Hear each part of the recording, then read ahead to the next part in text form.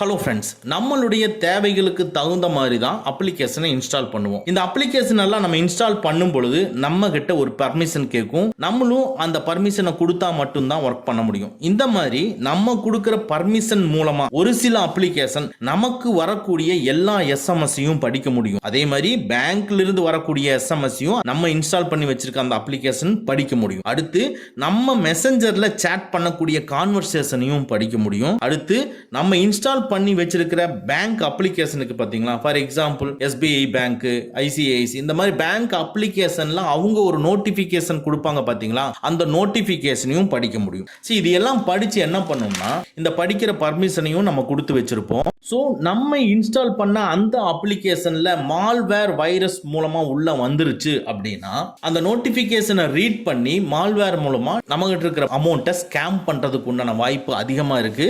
அதனால இன்னைக்கு இந்த வீடியோல நீங்க உங்க மொபைல்ல இன்ஸ்டால் பண்ணிருக்கிற அப்ளிகேஷன் நம்ம இப்ப சொன்ன பர்மிஷன்ஸ் எல்லாமே ஆக்சஸ் பண்ணி இருக்கா அப்படின்னு செக் பண்ண போறோம். அப்படி ஆக்சஸ் பண்ணி இருந்தா உடனே அதை டிசேபிள் பண்ண போறோம். அது மட்டும் இல்லாம பிரைவசிக்கு ரிஸ்கான பர்மிஷன் வேற எந்தெந்த அப்ளிகேஷன் எல்லாம் எடுத்திருக்குன்னு செக் பண்ணி அந்த பர்மிஷனையும் ரிமூவ் பண்ண போறோம். பிரைவசிக்கு ரிஸ்கான அப்ளிகேஷன்னா ஒரு சில அப்ளிகேஷன் மற்ற அப்ளிகேஷன் என்ன வேலை செய்யுது அப்படிங்கிற கவனிக்கிறதுலேயே வேலையா வச்சிருக்கோம். ஸோ அந்த மாதிரி அப்ளிகேஷனுக்கு நம்ம பர்மிஷன் கொடுத்துருக்கிறோமா அப்படிங்கிறதையும் செக் பண்ணி அதையும் ரிமூவ் பண்ண போறோம். ஸோ கண்டிப்பா யூஸ்ஃபுல்லான வீடியோ இது. வாங்க நம்ம வீடியோக்குள்ள போலாம்.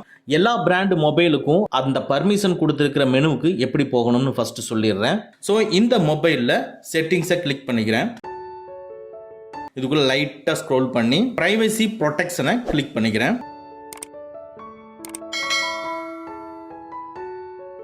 இதுக்குள்ள ஸ்பெஷல் பர்மிஷனை கிளிக் பண்ணிக்கிறேன். இதுக்குள்ள நோட்டிபிகேஷன் ஆக்சஸை கிளிக் பண்ணிக்கிறேன்.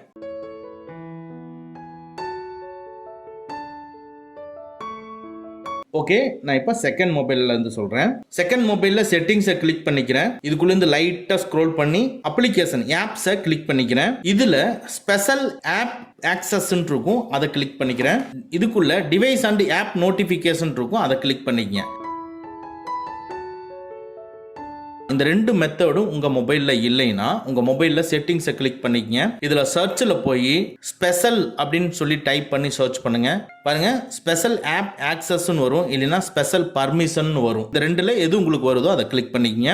அடுத்து இதுக்குள்ள ஸ்பெஷல் ஆப் ஆக்சஸ்க்குள்ள போனீங்கன்னா டிவைஸ் அண்ட் ஆப் நோட்டிபிகேஷன் இருக்கும், இல்லைன்னா நோட்டிபிகேஷன் ஆக்சஸ் இருக்கும். இந்த ரெண்டுல எது வந்தாலும் நீங்க அதை கிளிக் பண்ணிக்கங்க. உள்ள வந்துடுறோம். பாருங்க, என்னுடைய மொபைல்ல வீடியோ மேக் பண்றதுக்காக மொபைலை ஃபேக்டரி ரீசெட் பண்ணிருக்கேன். சோ எந்த ஒரு அப்ளிகேஷனுமே இல்ல. சோ தட் எனக்கு கம்மியான அப்ளிகேஷன்ஸ் டிஸ்ப்ளே ஆகுது. இதுல நீங்க ஆல்ரெடி நிறைய அப்ளிகேஷன்ஸ் வச்சிருப்பீங்க. ஓகேங்களா? இதுல ஆண்ட்ராய்டு ஆட்டோன் இருக்கு பாத்தீங்களா, அது மட்டும் தான் உங்களுக்கு எனேபிள்ல இருக்கணும். அதை தவிர மற்ற இருக்கிறது எல்லா அப்ளிகேஷன்லயும் உங்களுக்கு டிசேபிள்ல தான் இருக்கும். ஏதாவது எனேபிள்ல இருக்கான்னு பாருங்க. இருந்ததுன்னா இம்மீடியட்டா டிசேபிள் பண்ணிருங்க. சரி, எனேபிள்ல இருந்தா என்ன ஆகும்? ஃபார் எக்ஸாம்பிள், நான் இங்க இருக்கிற அப்ளிகேஷனை எனேபிள் நான் கொடுக்குறேன். இங்கேயே டிஸ்ப்ளே ஆகுது பாருங்க. Read and control notification highly sensitive permission. ரொம்ப ரொம்ப முக்கியமான பர்மிஷன் இது. இதனால எல்லா எஸ்எம்எஸ் நம்மளால படிக்க முடியும். அக்கௌண்டோட இன்ஃபர்மேஷன், ஓடிபி முதற்கொண்டு எல்லாத்தையும் படிக்க முடியும். நோட்டிபிகேஷன், மெசஞ்சர்ல வரக்கூடிய நோட்டிபிகேஷன், சோசியல் மீடியால எல்லா சாட் மெசஞ்சர்ல வரக்கூடிய கான்வர்சேஷன் எல்லாமே படிக்க முடியும். அதே மாதிரி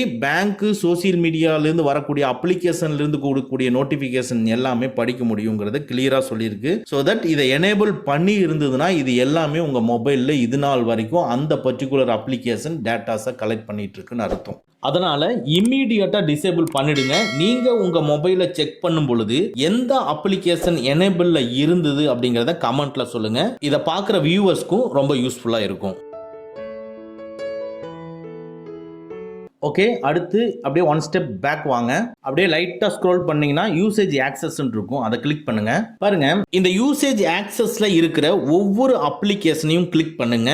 இதுக்குள்ள பர்மிட் யூசேஜ் ஆக்சஸ் எனேபிள்ல இருக்கான்னு பாருங்க. இது என்ன பர்பஸ்க்கு எனேபிள் ஆயிருக்குதுன்னா, இந்த அப்ளிகேஷன் மற்ற எந்தெந்த அப்ளிகேஷன் என்னென்ன வேலை செய்யுது அப்படிங்கிறத ட்ராக் பண்ணுது. நம்மளுடைய பிரைவசிக்கு ரிஸ்கான ஆப்ஷன் இது. ஸோ இதுல கூகுள் சர்வீஸ்க்கு உண்டான அப்ளிகேஷன் தவிர வேற ஏதாவது ஒன்று தேவையில்லாத அப்ளிகேஷனுக்கு இந்த பர்மிட் யூசேஜ் ஆக்சஸ் எனேபிள் பண்ணிருக்கான்னு பாருங்க. பார்த்துட்டு எனேபிள் பண்ணிருந்ததுன்னா ரிமூவ் பண்ணிருங்க. பாருங்க, என்னுடைய மொபைல்ல விஇ ஆப்பும் டிஜிட்டல் வெல்பீயிங்கும் கெட் ஆப்பும் எனேபிள் இருக்கு. இதை நான் டிசேபிள் பண்ணிக்கிறேன்.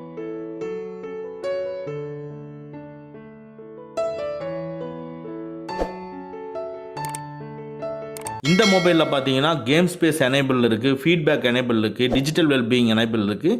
இதையும் நான் டிசேபிள் பண்ணிடுறேன். இது மாதிரி உங்கள் மொபைலில் தேர்ட் பார்ட்டி அப்ளிகேஷனோ இல்லை தேவையில்லாத ஒரு அப்ளிகேஷன் எனேபிள் பண்ணியிருந்ததுன்னா உடனே டிசேபிள் பண்ணிக்கோங்க. நெக்ஸ்ட்டு 2 ஸ்டெப்ஸ் அப்படியே பேக் வாங்க. இதுக்குள்ள மாடிஃபை சிஸ்டம் செட்டிங்ஸ் இருக்கு பாருங்க, அதை கிளிக் பண்ணிக்கங்க.